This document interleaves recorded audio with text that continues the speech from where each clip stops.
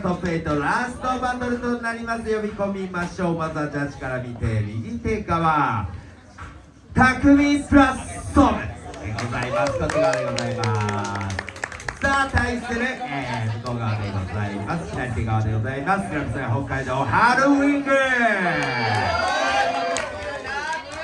さあこれもいいバトルになりそうな匂いがプンプンと漂っております。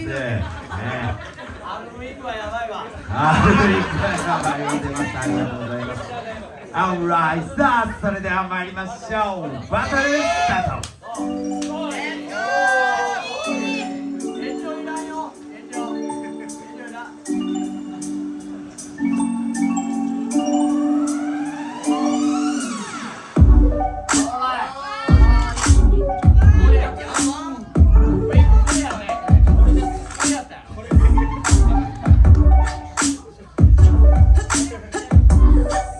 さあ先攻は匠プラスソム。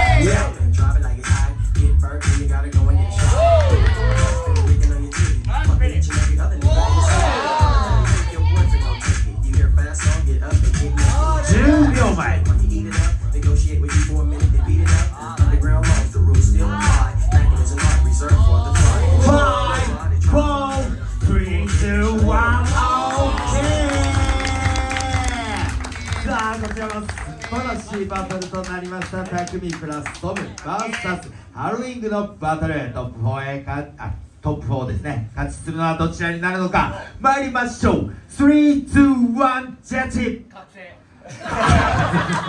ハルウィングおめでとう、勝っていただきました。さあしかしながら匠プラストムをぶちまかしてくれました。ありがとう。拍手お願いします。